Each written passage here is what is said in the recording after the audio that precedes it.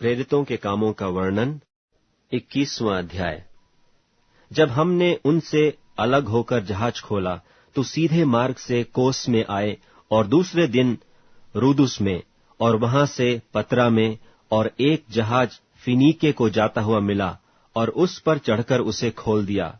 जब कुप्रुस दिखाई दिया तो हमने उसे बाएं हाथ छोड़ा और सूरिया को चलकर सूर में उतरे, क्योंकि वहां जहाज का बोझ उतारना था। और चेलों को पाकर हम वहां 7 दिन तक रहे। उन्होंने आत्मा के सिखाए पौलुस से कहा कि यरूशलेम में पांव न रखना।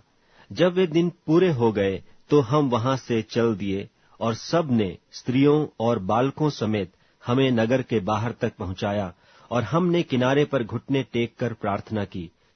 तब एक दूसरे से विदा होकर हम तो जहाज पर चढ़े और वे अपने अपने घर लौट गए।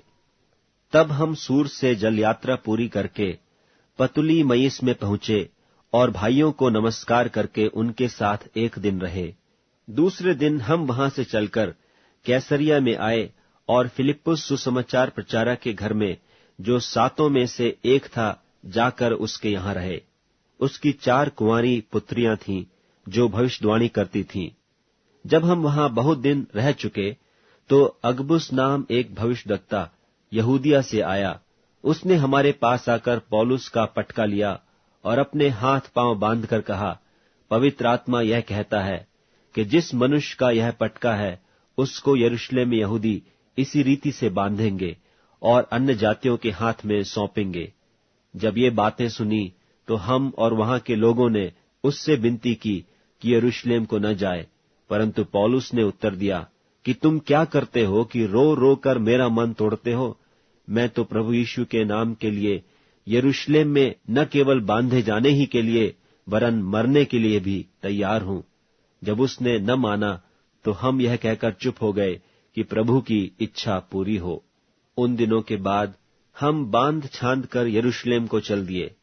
कैसरिया के भी कितने चेले हमारे साथ हो लिए, और मनासोन नाम कुप्रुस के एक पुराने चेले को साथ ले आए कि हम उसके यहां टिके। जब हम यरूशलेम में पहुंचे तो भाई बड़े आनंद के साथ हमसे मिले।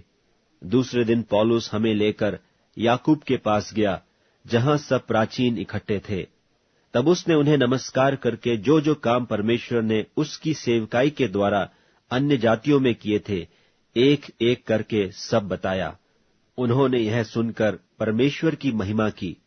फिर उससे कहा, हे भाई, तू देखता है कि यहूदियों में से कई हजार ने विश्वास किया है और सब व्यवस्था के लिए धुन लगाए हैं, और उनको तेरे विषय में सिखाया गया है कि तू अन्य जातियों में रहने वाले यहूदियों को मूसा से फिर जाने को सिखाता है, और कहता है कि न अपने बच्चों का खतना कराओ और न रीतियों पर चलो। सो क्या किया जाए?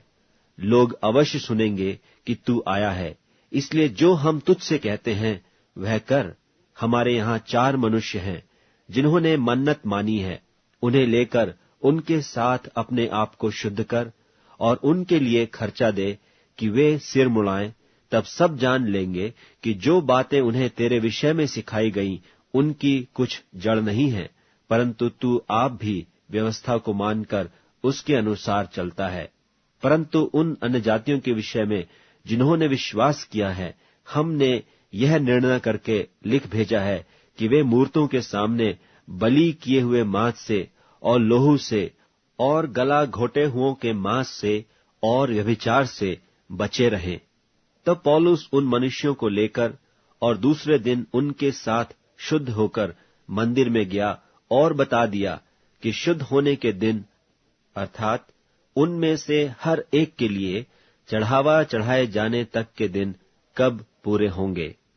जब वे 7 दिन पूरे होने पर थे तो आसिया की यहूदियों ने पौलुस को मंदिर में देखकर सब लोगों को उस्काया और यों चिल्लाकर उसको पकड़ लिया कि हे इस्राएलियों, सहायता करो। यह वही मनुष्य है जो लोगों के और व्यवस्था के और इस स्थान के विरोध में हर जगह सब लोगों को सिखाता है, यहां तक कि यूनानियों को भी मंदिर में लाकर उसने इस पवित्र स्थान को अपवित्र किया है। उन्होंने तो इससे पहले त्रुफिमुस इफिसी को उसके साथ नगर में देखा था और समझते थे कि पौलुस उसे मंदिर में ले आया है। तब सारे नगर में कोलाहल मच गया और लोग दौड़कर इकट्ठे हुए और पौलुस को पकड़कर मंदिर के बाहर घसीट लाए और तुरंत द्वार बंद किए गए। जब वे उसे मार डालना चाहते थे तो पलटन के सरदार को संदेश पहुंचा कि सारे यरूशलेम में कोलाहल मच रहा है। तब वह तुरंत सिपाहियों और सूबेदारों को लेकर उनके पास नीचे दौड़ आया और उन्होंने पलटन के सरदार को और सिपाहियों को देखकर पौलुस को मारने पीटने से हाथ उठाया। तब पलटन के सरदार ने पास आकर उसे पकड़ लिया और 2 जंजीरों से बांधने की आज्ञा देकर पूछने लगा, यह कौन है और उसने क्या किया है?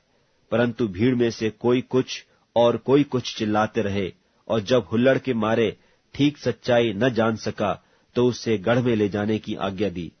जब वह सीढ़ी पर पहुंचा तो ऐसा हुआ कि भीड़ के दबाव के मारे सिपाहियों को उसे उठाकर ले जाना पड़ा, क्योंकि लोगों की भीड़ यह चिल्लाती हुई उसके पीछे पड़ी कि उसका अंत कर दो।